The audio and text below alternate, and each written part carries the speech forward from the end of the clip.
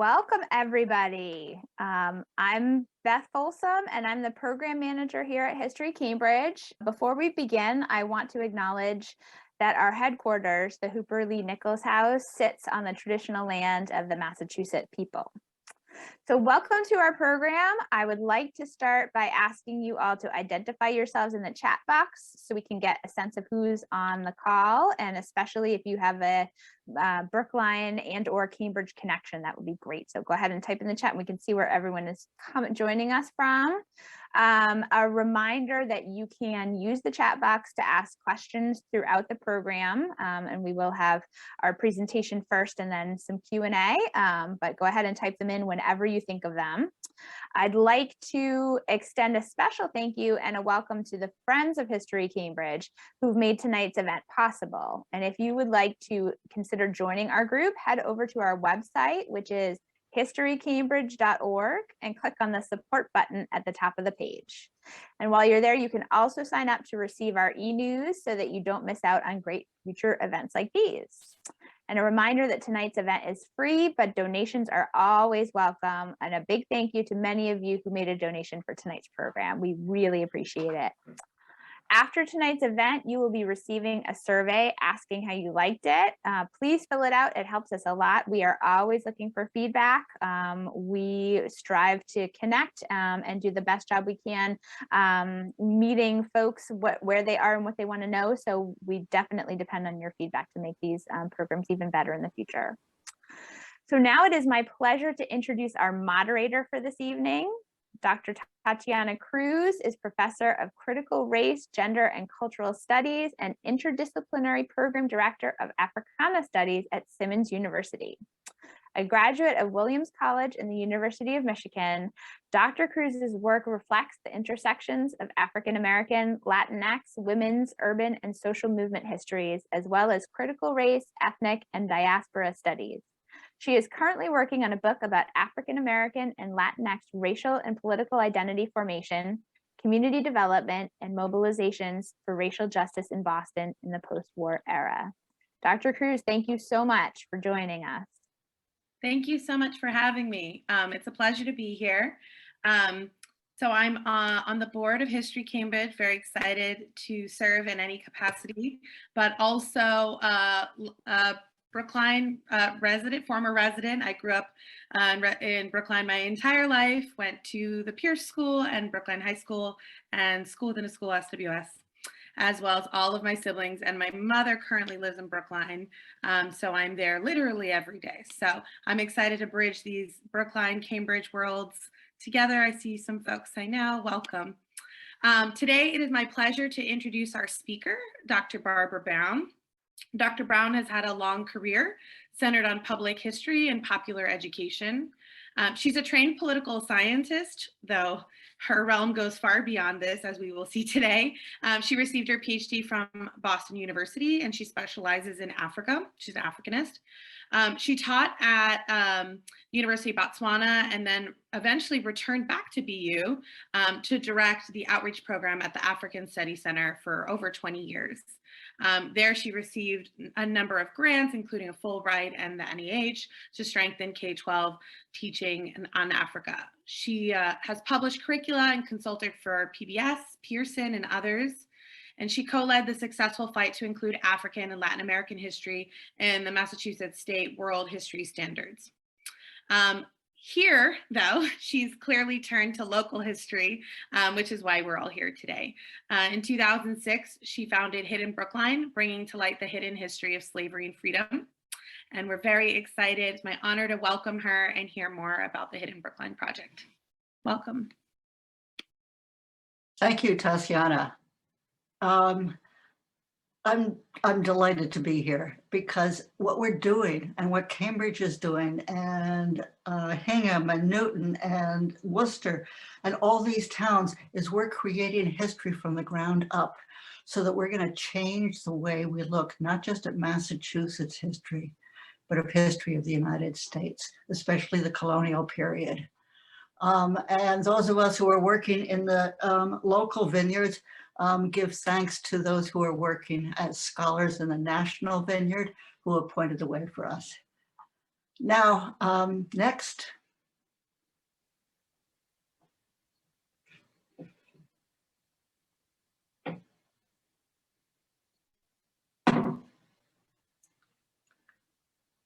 We're getting in gear here.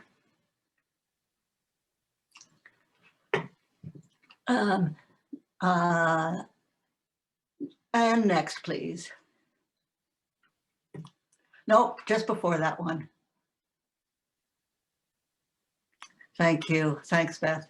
And now let's turn to slide 3, where we will begin, as we do in Brookline, and you probably do in Cambridge, on the next slide, with a recognition of the Massachusetts people whose land was stolen. This resolution is read at the opening of every town meeting. I'll give you a chance to take a look at it.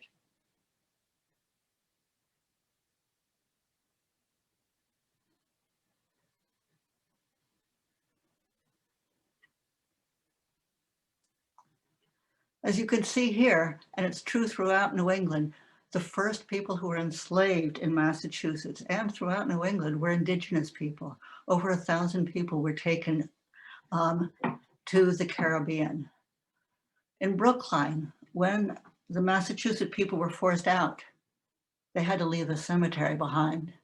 And that cemetery was, and maybe is, near the Chestnut Hill Reservoir. They used to come back to visit people who were buried there when they couldn't live nearby. Next, please. Hidden Brookline began 16 years ago when the head of our diversity office asked me to go take a look at this plaque you see here and tell me what was unusual about it. He wouldn't tell me what was unusual. Next. Now it's your turn to find what was unusual. I'm asking you to look for the names of 3 enslaved men who marched as Minutemen to fight at the Battle of Lexington. By the way, if you have already done this in Brookline on one of our walking tours, please do not say anything. But for the rest of you, once you found the names or think you found the names, please put your answer in the chat. And now I'll give you some time to look.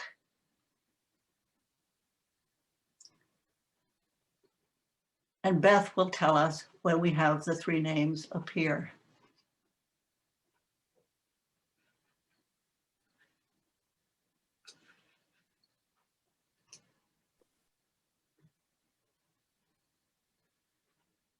I believe we have somebody.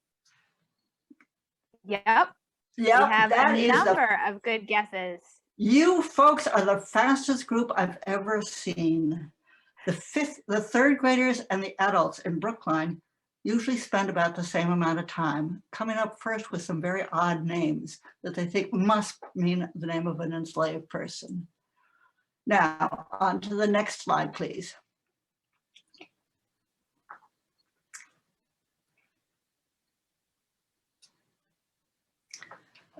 As you can see, there are 3 ways to tell that these people are enslaved. One of them is that their names are at the bottom.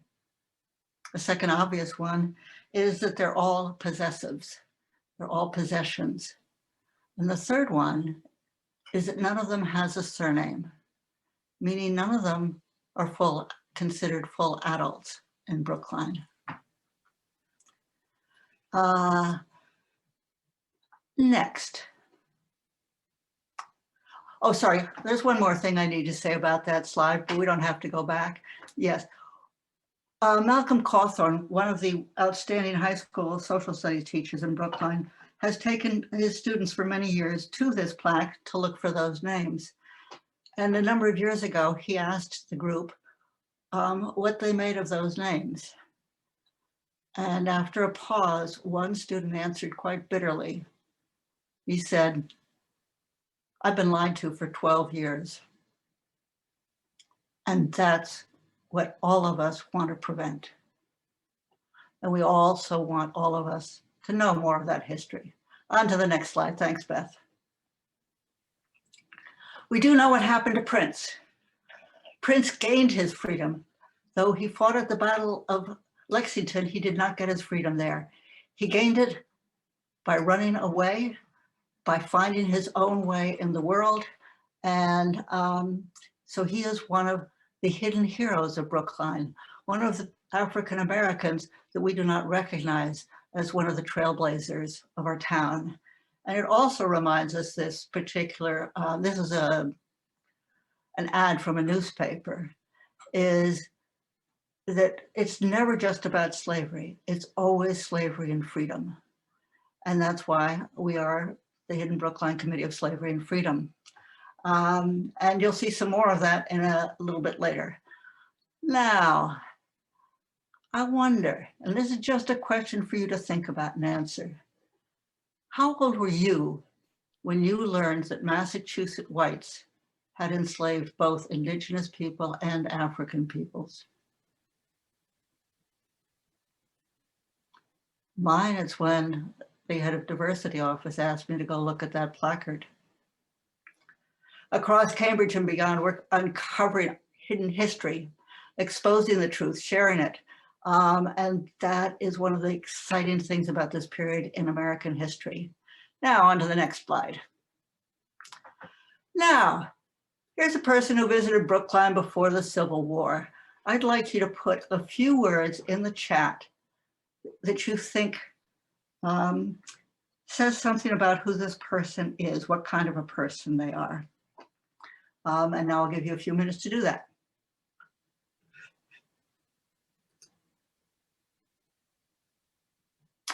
And for those who already know, don't put anything in the chat. I forgot to say that. Go ahead. What do you see when you see this person's image?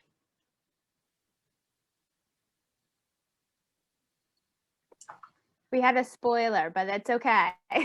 We had a spoiler. Well, when I do this on a walking tour, because she stayed at all 3 Underground Railroad houses in Brookline, going to a different one each day, because she and her husband had escaped from Georgia, 1,000 miles, to be free. She had disguised herself as a white male plantation owner, traveling with his enslaved man, William. And there were many close calls along the way. They told their story, they wrote their story, which has been published ever since, about what happened along the way. They got to Boston and they started speaking out from first-person stories about what their lives had been like under slavery, and the slave catchers came for them. The 1850 law had passed, the Fugitive Slave Act. And she was hidden in Brookline while he was hidden in different parts of Boston as people got ready to get them to Canada, to England. And then from England, after the Civil War, back to Georgia. They chose to go back to Georgia, where they set up a school for children and adults and a cooperative farm for free African Americans. So this is another example of a person who should have a major motion picture done about her. I mean, what are we missing here? Romance, love, danger, freedom, and yet nothing has been done. There are only a few books, and most of them are children's books, and I'm glad they're children's books. So on to the next slide.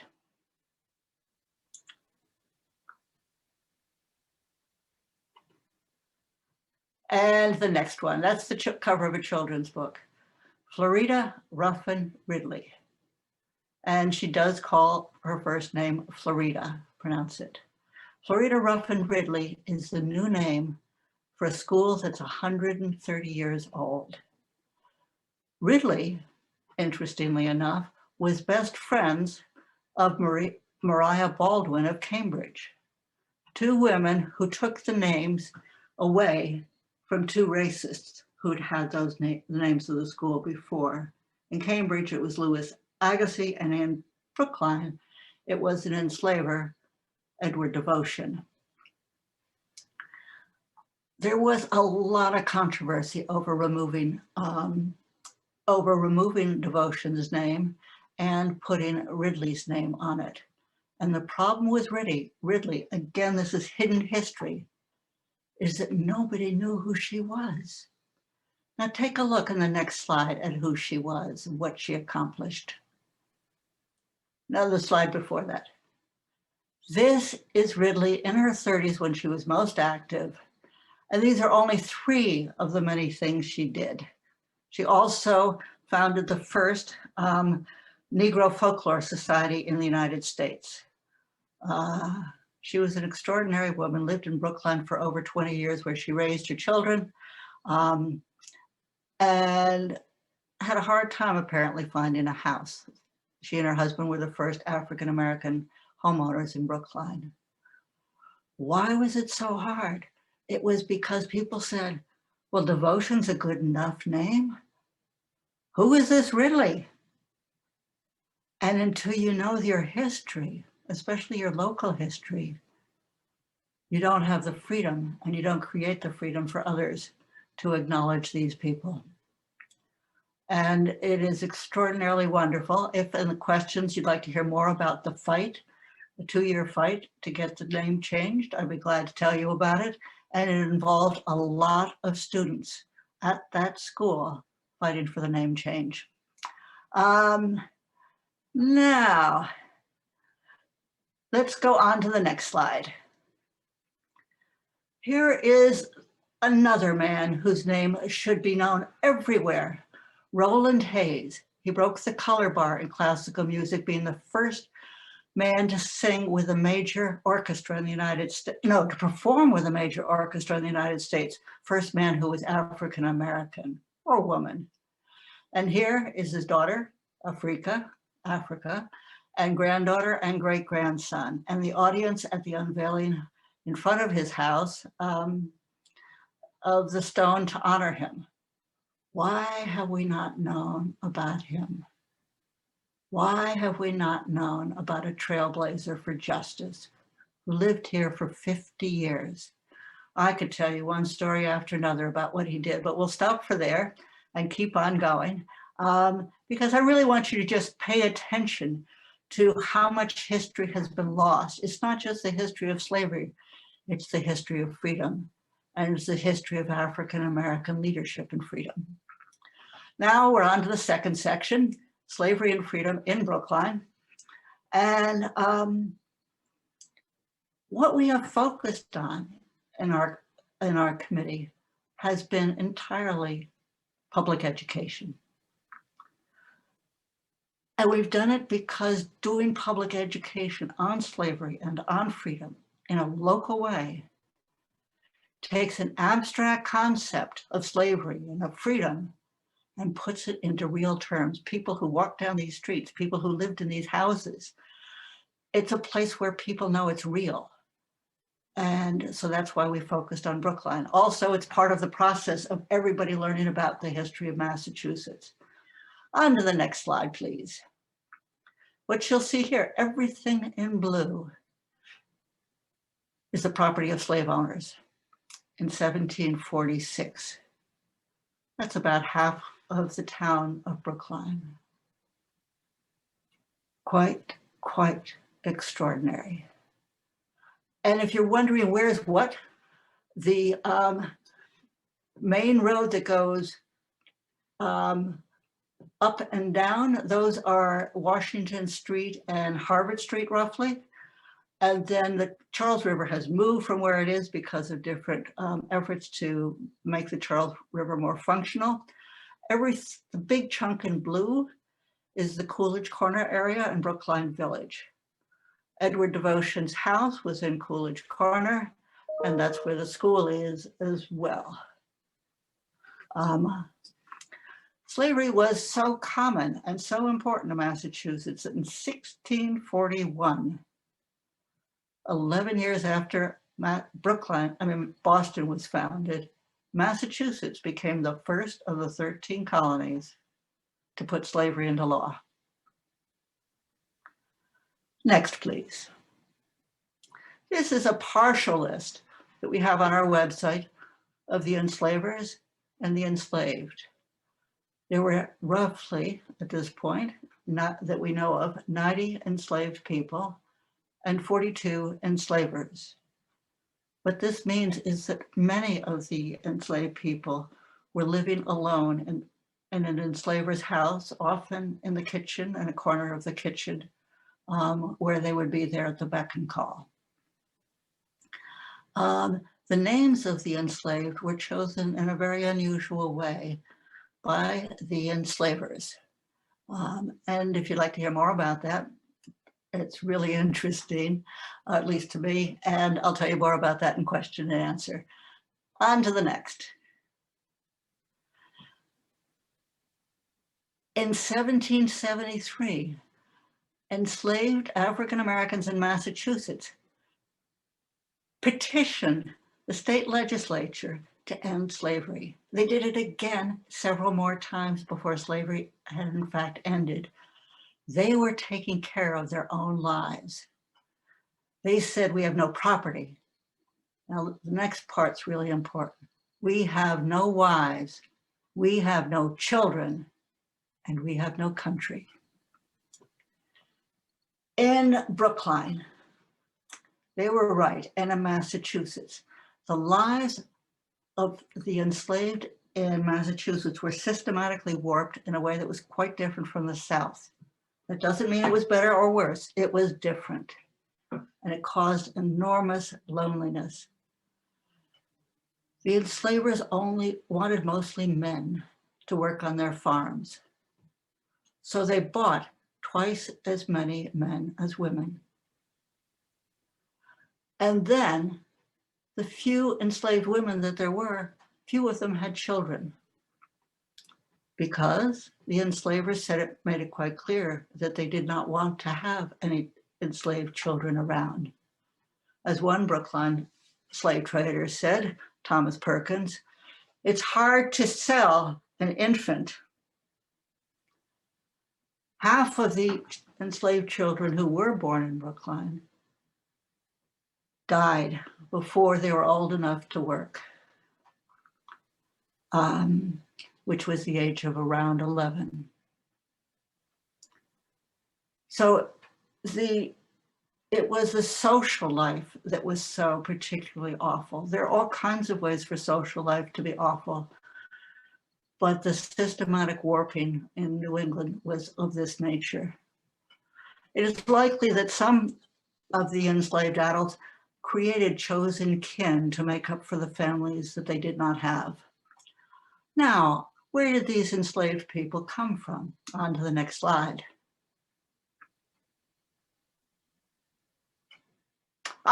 Before we get to that, sorry. What are these plantation homes doing in Brookline? The one on the left is Thomas Perkins, the one on the right is Samuel Perkins. They had fond memories of their lives in the Caribbean, so they built houses to resemble Caribbean homes. Not very practical for Brookline, but there we are. Now slide 18, the next one. This is the Boston Harbor.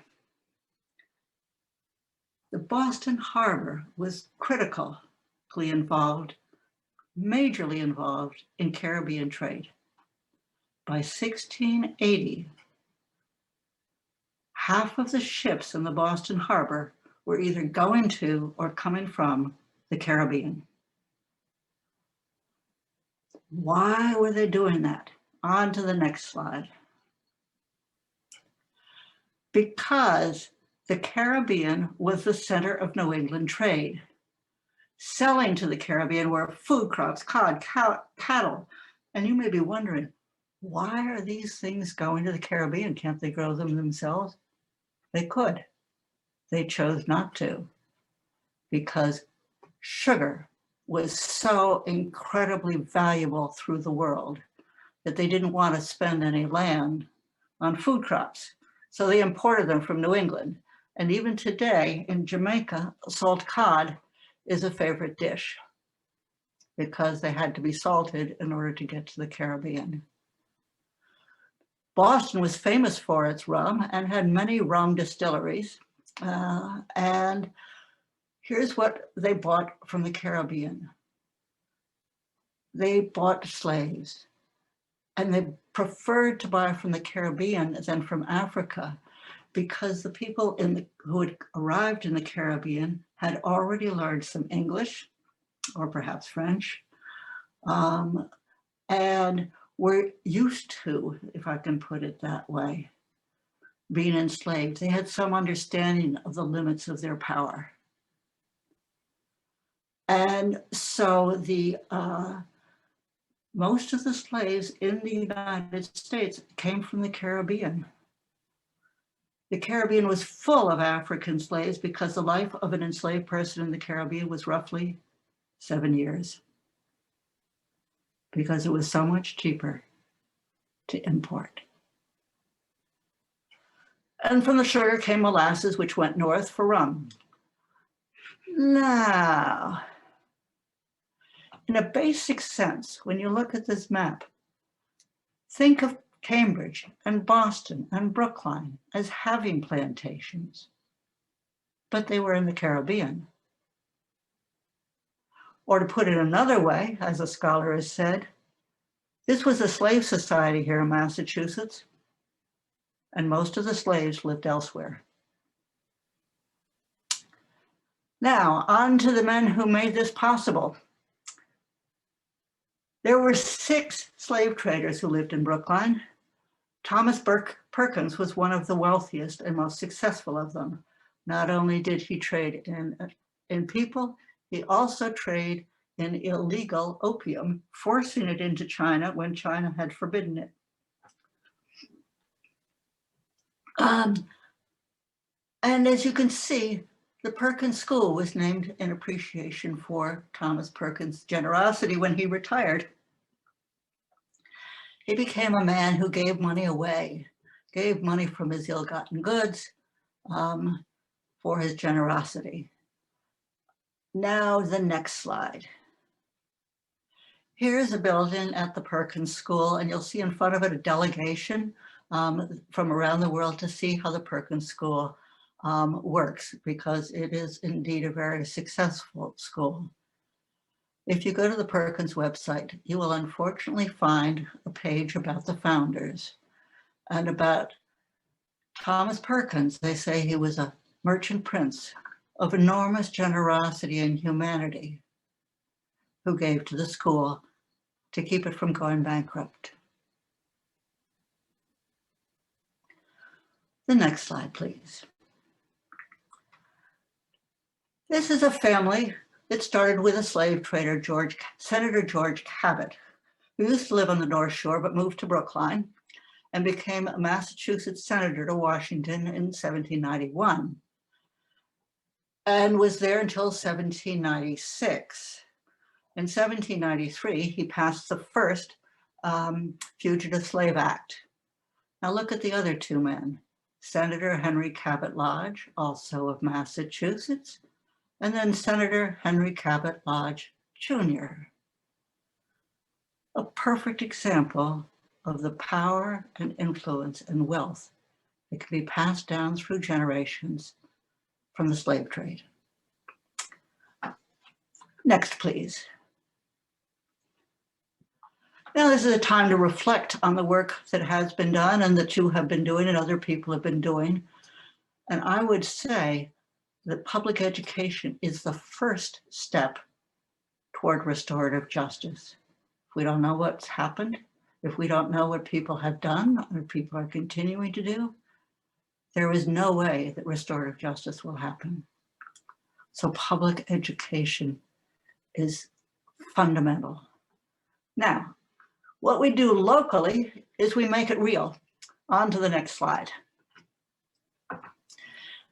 Our first effort in Brookline, we tried to figure out what would be powerful and public. And we decided to put a memorial stone inside the cemetery in Brookline. It took us 2 years. And it took us 2 years in part because the first time we went to the cemetery trustees, the citizen committee, they said we lied. That there were not slaves buried in there, that was not possible. Well, Fortunately, the head of diversity kept me from leaping across the table. And we came back at their next monthly meeting and gave them the evidence and written evidence. And they said, you're trying to shame us. I have to say these were mostly very old people, and this was particularly hard for them to grasp since they had such a limited understanding of American history. Then they said, we won't let you put the stone inside of the cemetery. We were furious. We knew we could force them to put it inside the cemetery, but it would take us a year. And then we realized that they just done us a favor, because the only people who go inside the cemetery are dog walkers and teenagers with beer bottles. So clearly to put it on the outside wall of the cemetery on a main street was a much better idea. We also had a fight over the wording. We lost, but we didn't lose much. And this is just one of the examples of how change is hard, and the advantage of having a committee that does nothing but work on this. Whenever I take a group to the on a walking tour and we come to this stone, we always stop and I ask them two questions. The first question is, why did it take 209 years for us to recognize slavery in Brookline? And then I leave it to a good discussion. The second question worth asking at this point is, now that we know, what can we as a community, not just as individuals, do to heal the continuing wounds of white supremacy? Next, please. We have tried varied programming in order to bring in varied audiences. This was a classical concert with a little bit of gospel thrown in and a couple of speeches. And Robert Honeysucker said at that concert, who died last year, I believe, that if it had not been for Roland Hayes, Robert Honeysucker would never have had a career. Marian Anderson said the same thing about Roland Hayes. Now the next slide, please. We've done something very different. With the Veterans Services, we honored the 3 enslaved men for the first time, 241 years late. Now, we have a plan, and this is for you. We have a plan to place a sizable memorial stone about these 3 men, but we don't have enough people in the committee right now to work to make this happen. So if you're at all interested in having a celebration and having a memorial stone, celebration of their lives, join us for this project. And I guarantee you, it'll be satisfying. Next, please. We do walking tours for students and adults. And now I want to talk about schools. Schools are probably the most powerful place for learning an accurate history of slavery, especially with younger students when they don't have to do a lot of unlearning, which the older students have to do. Our combined districts, Cambridge and Brookline, is close to 14,000 students. Think of 14,000 students getting an education on the real history, on the complicated history of slavery and freedom and the revolution. Now, here in Massachusetts, our 3rd grade curriculum, finally, for the first time 3 years ago, mentioned enslaved Africans. 3rd grade requires a teaching of colonial history and Massachusetts geography, colonial Massachusetts history. They barely mention the enslaved, but they finally mentioned them. This provides us an opportunity, because now we have a placeholder to create curricula to work with students at the grade 3 level, across the state, across the towns, across Eastern Massachusetts. Before then, the state standards lied. I'm sorry, I still can't get over lies. Now, you might think that getting slavery into the curriculum, not just into the standards, would be easy, right? I wish it were so. Many teachers are uneasy because they are under attack with CRT. Few know about slavery and freedom here, especially since third grade teachers are mostly English language arts and math teachers, and they've gotten little guidance in professional development on how to teach a difficult subject and how to teach across race. But there's a solution. It's way past time for this solution. We can get money, foundation grants, maybe state government grants to do 3rd and 5th grade curriculum on slavery and freedom in Massachusetts, have a series of summer institutes. I think it's quite an exciting topic for this time in the United States, or in this state in the United States, and it's grant worthy. Anybody who would like to work on it, again, let me know, or let History Cambridge know. Now, I'd like to move on to the, this next slide. This will give you an idea of the breadth of what we do on our Hidden Brookline site. If you just Google Hidden Brookline, you'll find the site. And we're preserving the history so that 30 years from now, people aren't trying to figure it all out again.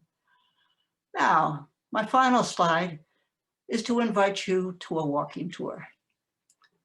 In a month and a half, I'll be doing a walking tour of 3 sites. If you find it difficult to walk, you can drive from site to site in a car, and there is parking at each one of the sites. All you have to do is Google BACEP, which stands for Brookline Adult Community Education Program, to sign up. And then what I'd like to end with, and this is not on the slides, I'd like to just talk to you straight. The biggest challenge facing us right now is complacency. I know about slavery. Oh, it was awful. We need to bring in disruptive knowledge so that they don't feel all comfortable with their knowledge of slavery. And now here's a shout out to Abby Erdman and Meadow Dibble for the idea here. And that is to use disruptors. Use things that jolt people. One of the things we use is to simply say some facts. Massachusetts was a slave colony for 166 years. Massachusetts was the first colony to put slavery into law. And if you go from Virginia and you start at 1619 and go to 1865, we haven't yet had more years of freedom than of slavery. We'll have to wait till 2111 for that. Then another disruptor is simply to upend the existing story. Oh, this is fun. Take the Cradle of Liberty. That's what we're known as. Take the Freedom Trail, take the Tea Party. All 3 of these things took place at the same time as slavery. Yes, we fought for our independence, and yes, we still had slavery. I'll give you one simple story and say, when Paul Revere rode to Lexington, he rode past the hanging flesh and bones of an enslaved man who had been executed 18 years earlier and hung in a cage to rot in public in order to make sure that Black people would be obedient.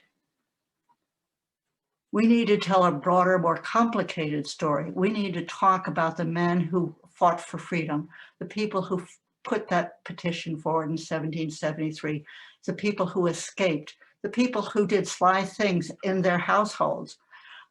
We need, more importantly and basically, simply an accurate history. Thank you.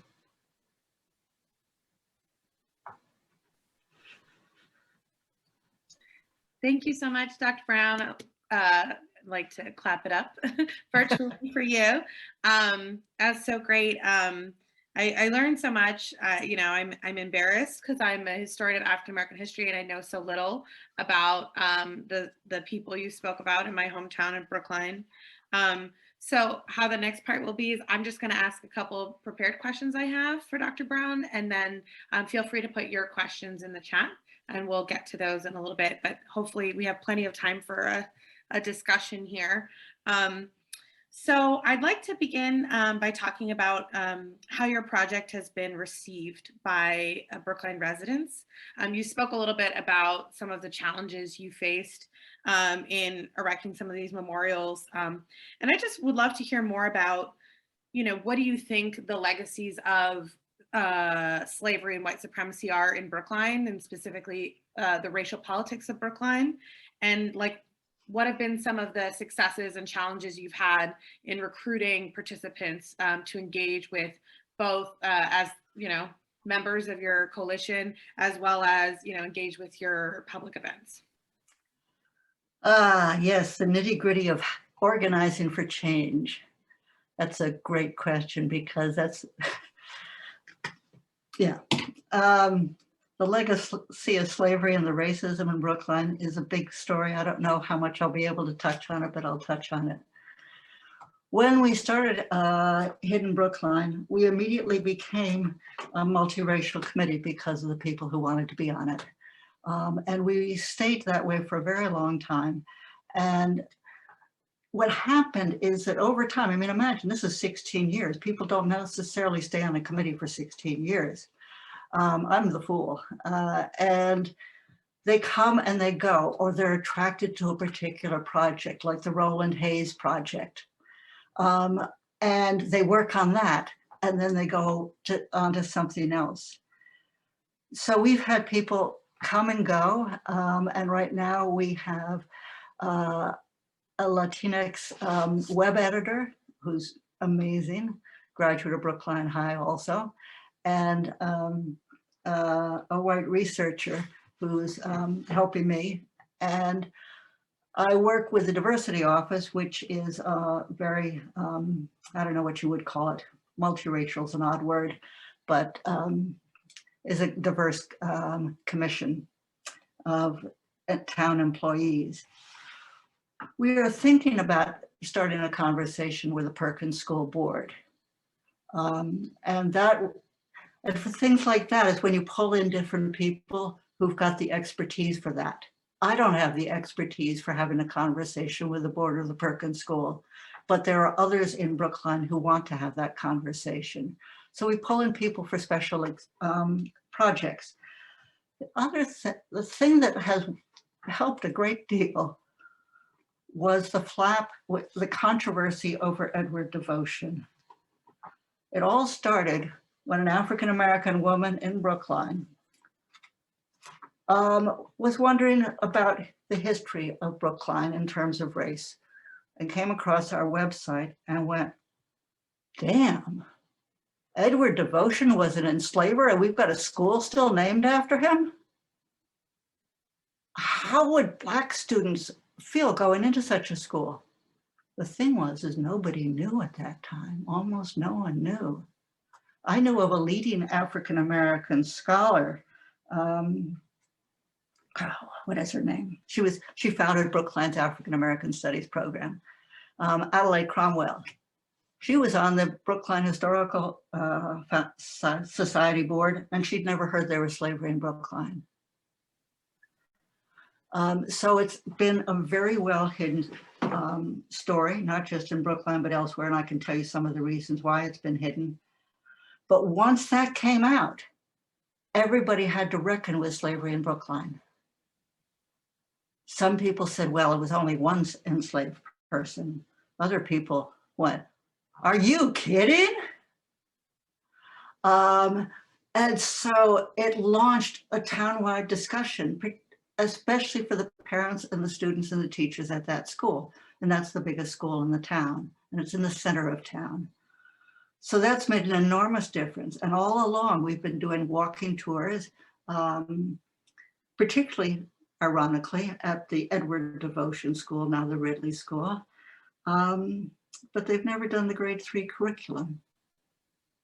So it's been an uneven, unsuccessful, successful journey. And part of that is because we are such a heavily white town with a large population of first and second generation Asian Americans who don't consider themselves touched by this so much. That racism goes on in Brookline at an enormously high level. I'm sure everybody here has heard about the $11 million the town has had to pay to a firefighter who was fired for complaining about racism. And a large movement tried to prevent that, tried to get the town to engage with him years ago, and the town government refused. And we have differences in success in schools. We have differences in the way people are treated around town. So this isn't going to solve. This is not.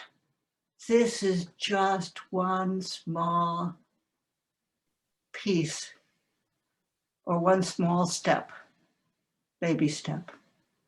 Thank you. Actually, that's a perfect segue into my next question. And I thank you for that. I know I'm going to ask some difficult questions. My next question is actually specifically about race, identity, and local politics. As a white scholar who's committed to uncovering this less known African-American history, what do you think the role should be of white residents in Brookline, both for leading initiatives like this, like Hidden Brookline, but even kind of broader efforts for racial justice or reparative justice? You said restorative justice. I might use the word reparative to remind folks about slavery and reparations. But yeah, what do you think the role is, considering the majority of the town is white? What is the white role, frankly, in these sorts of initiatives? Actually, I don't think anymore it's the white role. It's the white and it's the non-Black role, given our population. And the role of whites, I remember at an early meeting before we did the stone in the cemetery, someone said that we had been offered a fife and drum music for that time because of there was a Revolutionary War soldier there. And I remember a man named Mark Grace saying, "I'm not going to have any fife and drum band at a solemn memorial for enslaved African Americans. And I'm not having any hot dogs either," because the people who provide the concessions for the Red Sox offered to provide concessions for us for free. We did get some ice cream sandwiches from them, but the more important thing we did there was we provided white carnations for people to put in front of the graves where we knew people were buried. It's hard, and I'm not sure I'm careful enough to always listen and to listen hard. And to, there's a danger in having a PhD, because you get in front of a class and you're supposed to know it all. And I don't want to be a know-it-all, but that's a temptation I face. And fortunately, the head of the diversity office is a very kind, gentle man. And one time he said, "Well, Barbara, I think you'll should be on the sidelines on that issue," which was a very kind way of saying, "You're wrong." So, yeah. Great, thank you for that. And I guess my last question before we open it up to the audience is really about kind of lessons learned. I'm a historian, and I'm really interested in the process you did in conducting this research, as well as creating this kind of public history initiative. From what I understand, it seems to be a little focused on memorials, and there's a lot of discussion in the public about the role of memorials. What role do they play? And I'm just kind of curious as to kind of your direction, kind of lessons learned in this long organizing in this project, and what can folks outside of Brookline, like in Cambridge, kind of take away to kind of turn inwards into their own communities to think about issues of slavery and freedom and how to bring this to the public and, you know, to the schools at large. Mhm. Right from the beginning, we wanted to do work with the schools in terms of curriculum. And colonial Massachusetts grade 3 was natural since it was already in 5 and 8. And the social studies coordinator was eager. A curriculum was created by teachers under the direction of the social studies coordinator. It was piloted. Teachers were given, a group of teachers from each one of the 8 elementary schools were given professional development. And there were about 3 walks a year out of about 27 classes, 3rd grade classes, 30 3rd grade classes. And then it just kind of disappeared.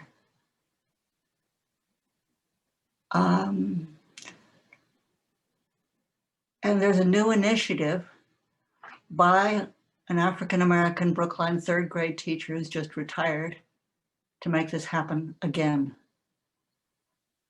And she's one determined woman. And she's asked me to be an advisor, and so I'll be an advisor, and I'm glad she's doing it.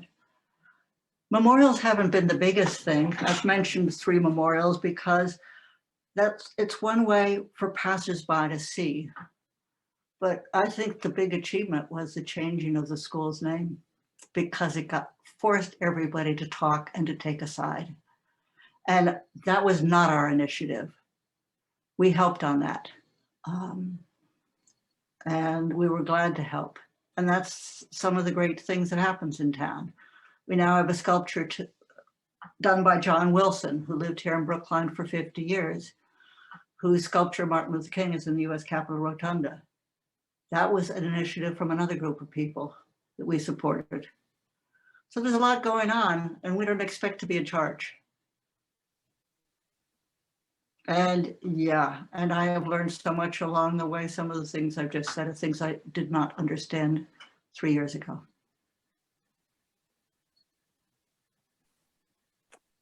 Thank you so much, both Dr. Brown and Dr. Cruz. This was a wonderful back and forth between the 2 of you, and wonderful presentation, Dr. Brown. I'm going to go ahead and start giving a few of the questions that have popped up in the chat, and please feel free, folks, to add yours. So I'm going to go back to, let's see. Sean is asking, Dr. Brown, what is the goal regarding the Perkins School? Acknowledgement, name change, anything else? Is the goal to take some action on the Perkins School? I think the goal is for them to think deeply. That's our goal. And then to perhaps encourage them to think more deeply about things that they hadn't thought of. There are all kinds of things that they could do. And it would be disrespectful, I think, to just come with a list of things they should do. Because you're not going to get much change that way. That doesn't mean you can't be forceful. And we realized that it would not be a good idea to start with a big page 1 article in the Boston Globe about this. Because hackles would be raised, and it wouldn't be a way for them to start with a conversation. The advantage of a conversation is the timing. George Floyd's death has changed everything in the United States, including the increase in white supremacy, and including the heightened understanding that we got to do something. So there's a group of us, and I'm not going to say who's in the group, and I'm just a lesser member, who are talking about this. Thank you. On a follow-up, Jessica wants to know how many years of research did it take to uncover the extent of slavery in Brookline? And can you talk about some sources that were fruitful in helping to uncover? And have you completely uncovered or brought to a wider audience the history of enslavement in Brookline? Or is there more work to do to not just bring it to the public, but to actually do more research and broaden the extent to which we know about the enslaved and enslavers? No, it's been, I started with the secondary sources, and I was surprised to find that a book published in the 1890s and another one in the 1930s, Histories of Brookline, that they were very matter of fact about slavery here. In the time between 1800 and 1865, the abolitionists did everything they could to brand Massachusetts as the cradle of liberty, knowing that it had just come from slavery. Because by branding it as this positive, wonderful thing, then people could get behind the positive patriotism.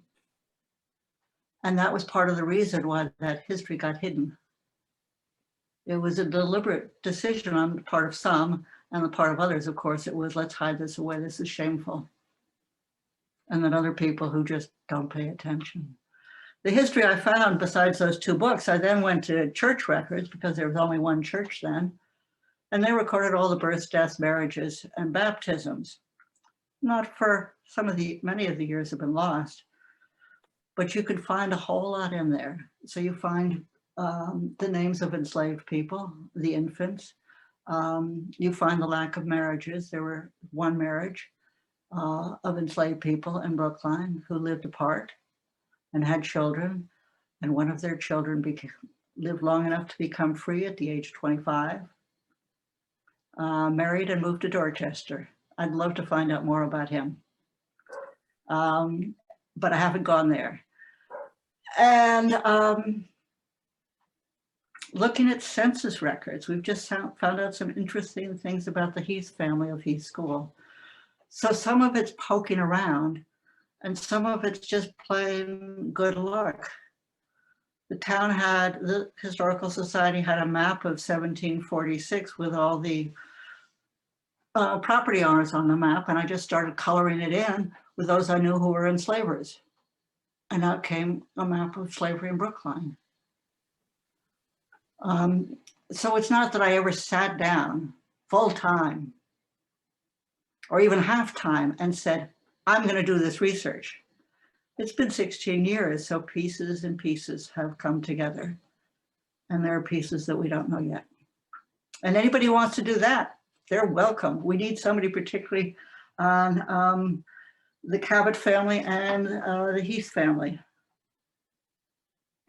So I have a follow-up question on that, and I'm just wondering, I know that for local historical organizations especially, what is so important is that, you know, these stories, these histories are known and told in the families and communities in which they happened, more than they are shared with the wider community, right? So how a lot of what you need to do is to form connections and to build trust with family members, descendants, and people that are in those communities. And I'm just wondering if that's something that, you know, through the eyes of those who are descendants of enslaved and free Black Brookline residents and Cambridge residents, this is applicable for our experiences as well.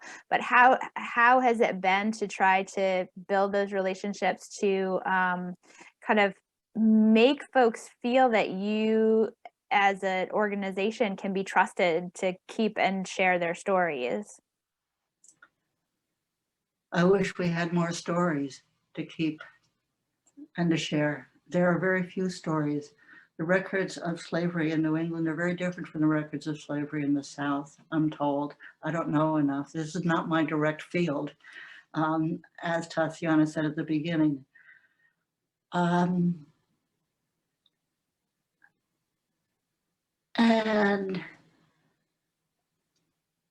I haven't heard of too many people who've done that here in New England.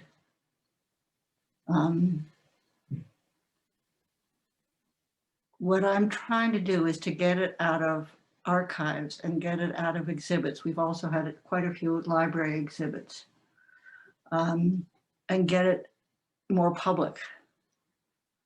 And now I would say that all of the people involved in town government, all the citizens involved in town government, I think they all know that there was slavery in Brookline.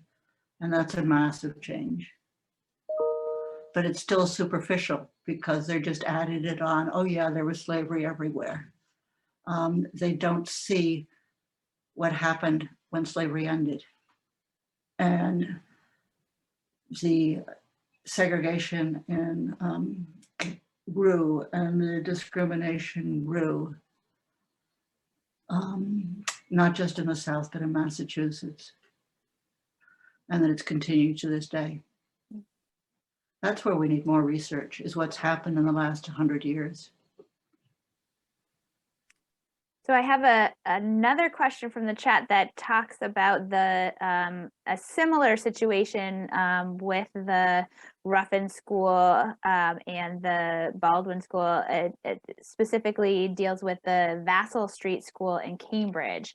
And it's Caitlin's asking if there's an organized movement to change the name of the Vassal Street School. I know that there are I'm not sure how ready they are to act right now. I know there are some, but I would love to hear if anyone on the call knows more about the efforts surrounding the Vassal Street School. I know it's also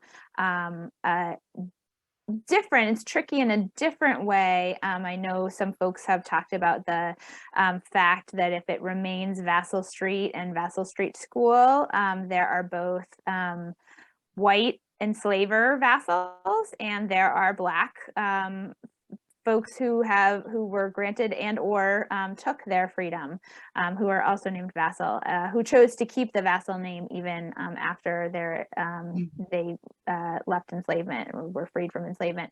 So I know that's something that people see as both problematic and potentially a bridge to some sort of keeping of the vassal name, because it represents both Black and white Cambridge residents. But I would love to hear if anyone has anything to put in the chat or jump on about the Vassal Street School. Let us know. So where is the Vassal Street School? I mean, I know, I just don't know of it. That's a great question, and I actually don't know. Oh, Tobin. Okay. Marika says it's Tobin. Oh, okay. That's the Tobin Street School now. Okay. Just thank you. Yes. Glad you asked. Absolutely. We had another question, which was, is there a group that is sort of spearheading this or doing similar work to what Hidden Brookline is doing in Cambridge? And I would say yes. I would say there are a number of groups, and History Cambridge is definitely, we see our role as being a convener, being a hub, being a place where folks can go to get information, because there are so many great organizations doing things. Black Action and Black Action for History in Cambridgeport, Cambridge Black History Alliance. We have folks at Harvard. We have folks at different religious institutions and educational institutions, the Historical Commission. So I'm going to drop a couple of links in the chat to our Black History resource hubs that we have on cambridgehistory.org, historycambridge.org, sorry. I'll put those in the chat if folks want to see those, because there is so much great work going on, and sometimes it's a matter of consolidating and being aware of what everyone's doing, and because there are a lot of folks working on this. Okay. I have a question. I don't know if there's a question you were ready to ask, Beth. No, go ahead. Go right ahead. No, Dr. Brown, I thought your point about third grade is really important to me, third and fifth grade. I have children, and actually one of my children is in the third grade at an independent school in Cambridge, actually. But she's learning about slavery, and it seems totally normal. Seems totally normal for a third grader to learn about slavery. There's a lot of educators on the call, both from Brookline and from Cambridge and from various parts. So this is a question to you, but I hope that other educators might chime in too. What do you think is the resistance to teach slavery in Brookline schools in third grade, or early on in elementary school? Previous to my position here, I taught at Leslie in Cambridge. All my students were pre-service teachers, and they were really nervous about talking about slavery. And they took my courses and were like, please teach me how I can be an effective teacher in third, fourth, fifth grade, right? How to be a teacher and how to teach about slavery. And so I'd love to hear more about kind of working with teachers. What kinds of trainings do they need? Does this reflect kind of just, where social studies and history is going, that, they're not getting enough training coming in? What is the role of principals and, teacher educators? I'd just love for you to unpack that a little bit more. And I welcome others to contribute too, if you have thoughts on, bringing this to the curriculum of public schools. I'll say a couple of very brief things because I'd love to hear from teachers in any school district. I worked for 27 years doing public education on Africa for the schools, and people needed two things. They needed good curriculum resources, and they needed good professional development. And if they had one without the other, it was like having to walk with a crutch. You can walk well, and you can do all kinds of things, but it's not as easy. And so that can discourage some people. And both in terms of Africa, but especially in terms of slavery and freedom, people need to learn how to become comfortable with this. The teacher who did so that's why professional development is especially important. There are other ways to come at that. I mean, Boston for a while had teachers writing together, observing their own classes on how they dealt with race, and then coming together in groups of 5 to talk about it with a grant. That would be another way to open the gates. I mean, there are a whole lot of different ways to begin to do this. We have another question. Sarah is wondering whether you have explored regional connections among enslaved or between enslaved and free people. And also if you explored the lives of Black people in Brookline or elsewhere after slavery was ended in Massachusetts. I know that one is definitely something that you're passionate about, sharing the stories of Black people who either claimed their own freedom or were legally set free, and what happened to them and their communities and families afterwards. But the question about the connections on a broader regional level is very I don't have enough of a background on 19th and 20th century Massachusetts in terms of race, particularly Eastern Massachusetts or just the Boston area. I don't know how much has been written on it, and Tatiana, maybe you can help me, because what I've done for the period since slavery ended is highlighted extraordinary trailblazers, which is important because people think that people tend to have this notion that white people made the big difference in changing, ending racism. So African-American trailblazers are real important, and they're easy to find in some sense. But to find the nature of the town in the 19th and 20th century is harder. One person I Florida Ruffin Ridley spoke about that in 1927 when she was almost 70. And she spoke about how she had made a mistake. She had made a fundamental strategic mistake. She had thought that Blacks and white would work together to end the racism that already existed in Massachusetts. And as they had worked together to end slavery. And she kept working to bring white people into the struggle against lynching. There was not apparently a single white organization involved in the anti-lynching movement in this state. That is unbelievable. The Unitarian Church, she wrote a famous letter in the Boston Globe about why the Unitarian Church refused to condemn lynching nationally in the 1890s. And so she said she spent too much time looking for white allies in order to make change. But she was smart enough to start several Black organizations. And smart isn't the right word. She was strategic enough. So I'd need to know the scholars' context before I could go looking for what was happening locally. And now I'm still up to my ears in telling the story of what happened up until about 1810.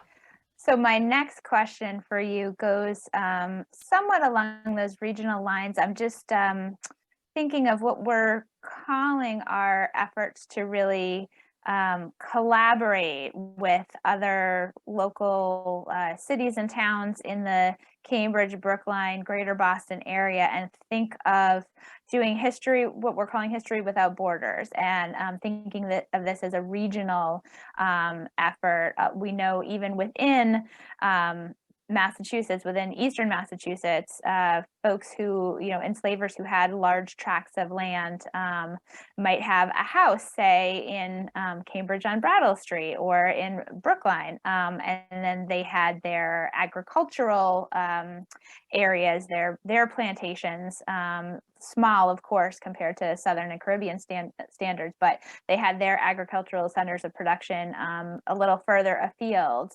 in, outside of the city, but locally in Massachusetts. So they're, even if they're living and not necessarily enslaving people permanently in our localities, they are enslaving people to do agricultural labor in other parts of Massachusetts. So I'm wondering about this history without borders and what it can teach us, and why you think it's important to form these coalitions and see this as a larger area rather than as separate cities or towns. The more history I learn, the more history I read, and I am indebted to the scholars, because without the context, the Brookline facts wouldn't make sense. I mean, wouldn't have a meaning.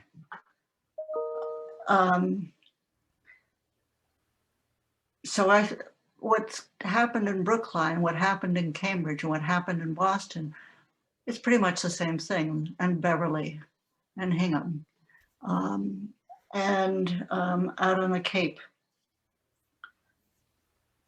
And we need more historians working on it, and we need people like us helping them, providing some local detail.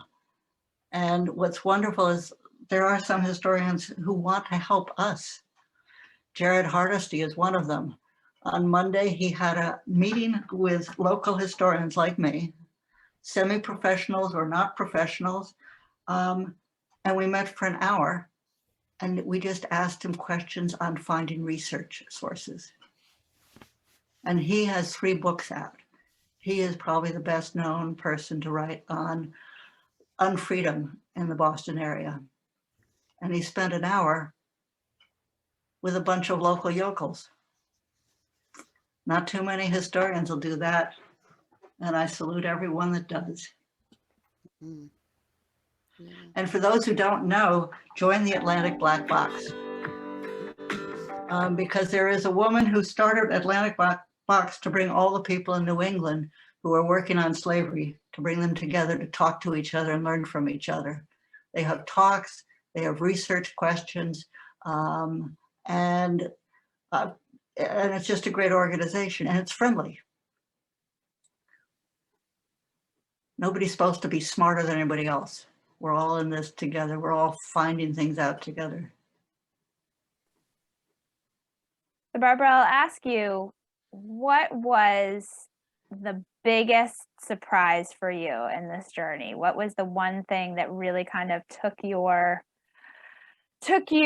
by surprise, took your breath away maybe? Was there a moment or a source or something that really just kind of transformed your whole worldview, an aha moment for you?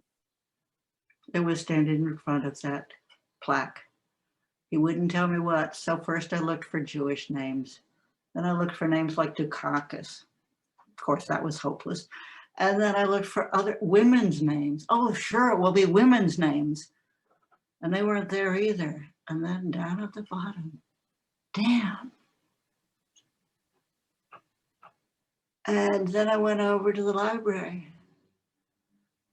And I remember Malcolm Cawthorne, who grew up, African-American social studies teacher who grew up in Brookline, saying that when we passed a resolution acknowledging the town's role in slaveholding with specifics, he said it was his proudest moment as a Brookline resident. That took my breath away. And he also said another thing that took my breath away. I always suspected it, but I'd never seen the evidence. And you see, I hadn't always suspected it. If someone had asked me, I would have thought, well, I didn't think slavery was in the North.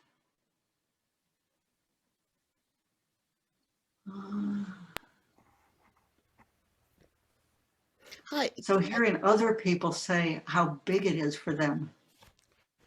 Well, one thing I talk to kids about, and this is back to the white allies questions that Tatiana was asking, is I talk to students about being a stand-upper, because I don't like the word white allies, because not everybody is either white or black. And I talk about the stand-uppers in Brookline, including a school principal in 1938 who would not allow 4 white students to bully a black student when she was at home. The principal called up the mothers of those 4 white students. 1938. That's a stand-upper. And I told these kids, I said, there you are in 8th grade. You're the next generation of stand-uppers. You're the ones who can change, make a big change. And one of the students wrote to me and said, I didn't know that. And that was a wow moment for me too. But I bet you've had wow moments, and Tatiana and all of the other people here who've had wow moments going, damn, I didn't know, or damn, now I know. I've got something really important to say. I see that Dr. Janie Ward, who's on the call, Dr. Ward, would you like to say something? Did you want to ask a question or make a comment? Yes. So first I wanted to thank you, Barbara, for your presentation. This was really, really informative. Thank you. And thank you, Tatiana, for moderating the conversation. I wanted to go back for a moment to Tatiana's question about school teachers and both why is it so difficult to get slavery into the curriculum, and then what do teachers need to know to be able to teach it. And for many years, I was at Simmons University where we were training teachers. And one of the things that we immediately discover is that there are some people that when it comes to American slavery know nothing. And they've gone through, the American public education system and college, and some of them even graduate schools, and they know nothing. But then there are a lot of people who have to unlearn what they know because they grew up in communities that either whitewashed it or downplayed it or sugarcoated it, whatever it is. And um so you present them with alternative information and their minds are blown. And then there's a third problem with American slavery, the study of American slavery, and that is that we are still learning. I mean, it's because of the work that many of you are engaged in right now and certainly talking about that we are adding to this reservoir of knowledge. And so it's really hard to teach teachers about a history that is still evolving. So first they're dealing with the moral issues, then they're dealing with the affective issues, how does it make me feel? And then there's all this information that's coming out that is like, 1619, which is forcing us to go back and think about what we thought we knew a little bit differently. So I just want to say that it is complex, right? Certainly we need to be thinking about it because these are our children. This is our history. This is a nation that we want to move forward in progressive ways towards social justice. So we have to do this, but we have to recognize just how difficult this work is on multiple levels, and not beat up the third grade teacher who's having trouble finding the right words in front of a class full of eighth graders, because it's hard. That's all. Thank you. Yeah. You said it. Thank you. Byron Rushing gave a talk at the unveiling of the stone outside of the cemetery called "The Danger of Historical Amnesia." Right. And that's on our website. Yeah. Great. I would think too that you would have to contend with the very different levels of family engagement, parental background, right? So these kids are not coming to the classroom in a vacuum. They're coming with their knowledge or lack thereof. The same three things that Dr. Ward mentioned, right? They're either their complete lack of background on the history of slavery, or their somewhat knowledge, or their knowledge that's completely wrong and has to be sort of stripped away before they can enter into that conversation. So the teachers are not only dealing with their own multiple levels of comfort and knowledge, but having kids coming into the classroom at very different places as well. I agree. I also just want to say, shout out, there are teachers doing this work, right? Yes. Can we just say the teachers that are doing this work are incredible, and those voices are lost. My children attended the Fletcher Maynard School in the Port in Cambridge.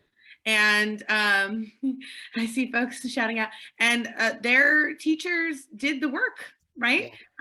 It may not have been in any official curriculum. I'm sure it wasn't, but aren't the best teachers going off script anyways, right? At least mine were, and mine were in Brookline, right? Mine didn't believe in a script.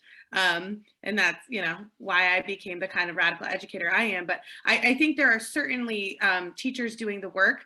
I think my question when I was asking was more about how do we support teachers in a structural way, right? What can we do to give principals and whoever's training teachers, to make them equipped. So for me, it was shocking to see the standards that you have to do to get certified to teach.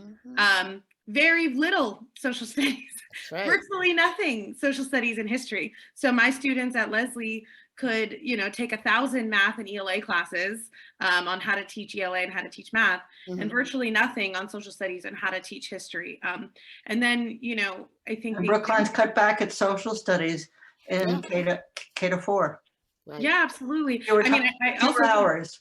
I think the the awful ways people have taught slavery has made people really scared of teaching it, right? I mean, we've True. seen all of these horrible examples of, and this isn't to shout out individual teachers, I think systemically, these, very interactive ways of teaching slavery, where teachers stand on children's backs and horrific things that happen. We see that every year, there's a new example of someone who taught slavery the worst way you should ever teach slavery, right?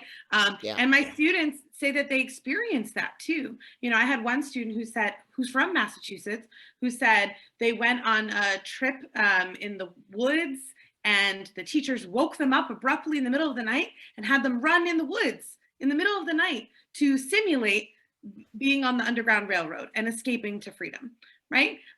This student is like 21. So when did they go to school? Like yesterday, right? Like not that long ago, they were in school. And so for me, I think that's also it. It's like, if you don't have the tools and there's no structural support, Right. then you make stuff up and you may not do it well because, no one's told you, that's probably not appropriate to simulate a slave auction, right? That's probably not the best way to learn it, right? But shout out to all the teachers who are definitely doing it, especially in the Cambridge and Brookline schools.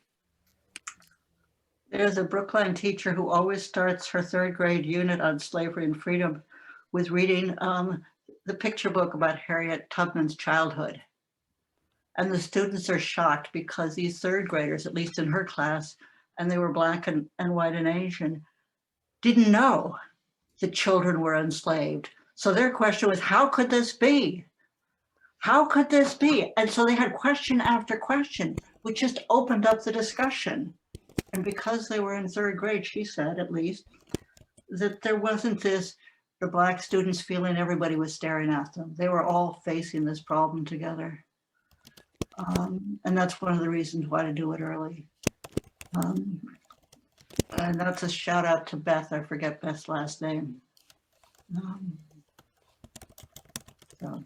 Oh, yeah, this is wonderful. We have so many amazing, yes, Erica Armstrong Dunbar, amazing. We have so many great resources in the chat. I am saving our chat, and when I send out the survey link, which will be tomorrow morning, look for it in your inbox, and I'm going to also send out a link to all of these great resources. I'll have a list of them, including videos, YouTube recordings, books, articles, everything that's been put in here. So I just want to take another opportunity to thank Dr. Brown and Dr. Cruz. This was a wonderful program, so much to delve into and so much work left to do. But thank you so much for helping us on this journey. And I want to thank everybody for coming, and for folks who enjoyed being with us, maybe for the first or second time, and you want to get on our list and make sure that you're included in our future programs, go over to historycambridge.org, sign up for our e-news. And this was a reminder that this event was free. And if you enjoyed our time together here, please consider making a donation to help us continue to do this important work. And we look forward to seeing you at our next program. Thank you all so much, and have a good, safe, and warm evening. Bye. Take care. Ooh, let's see.